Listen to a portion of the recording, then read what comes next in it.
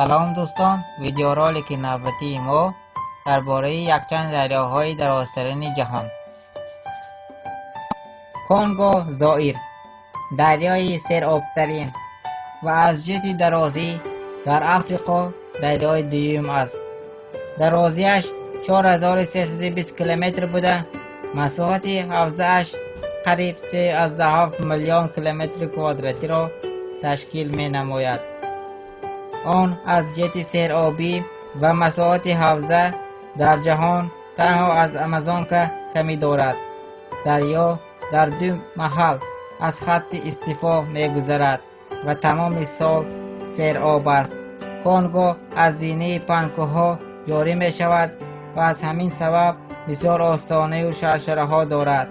کشتیگردی تنها در قسم‌های جداگانه‌اش امکان پذیر است. دریای کنگو برعکس نیل دلتا حاصل نمی کند.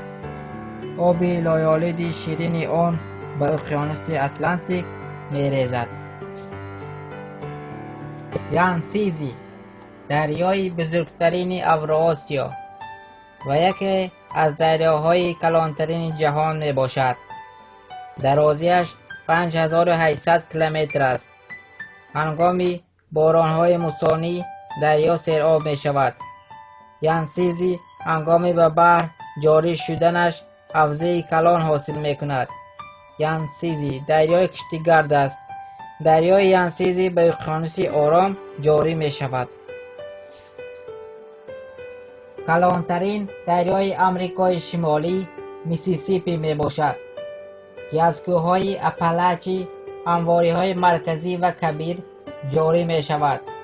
آن یکی از دریاهای درازترین جهان و سیرآبترین متریک است. درازیش 6420 کیلومتر بوده، مساحت حوزه‌اش 3,238,000 کیلومتر کوادراتی می باشد. میسیسیپی از همواری‌ها آرامانه جاری شده در پایان آب از همه پر آب می شود. دریای میسیسیپی به اقیانوس اتلانتیک جاری می گردد. آمازون که پر آبترین دریای جهان است. درازیش 6437 کیلومتر می باشد. سرچشمه آن در نزدیکی اقیانوس آرام واقع است. مساحت حوزه دریا 7 میلیون کیلومتر کوادراتی بوده، قریب به اندازه استرالیا برابر است. بری آمازون که در جریان میانه 5 کیلومتر و در پایان آبش 80 کیلومتر است. بنابراین ساحل مقابل را به چشم دیدن غیر امکان است. دریای آمازون که به اقیانوس اتلانتیک جاری می شود.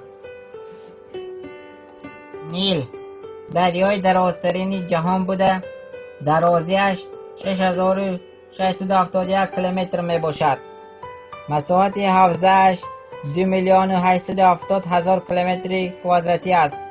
آن از آفریقای شرقی سر شده کل ویکتوریا را بریده گذشته به بحر میان زمین می ریزد.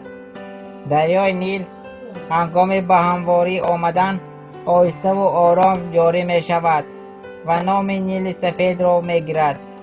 آن در نزدیکی شهر خرطوم با شاخاب کلانترینش نیل کبود که از کوهسار حبشستان جاری می شود پیوست می گردد. دریا بعد از پیوست شوی نیل سفید و کبود 2 برابر وسیع گردیده در اینجا نام نیل را می گیرد.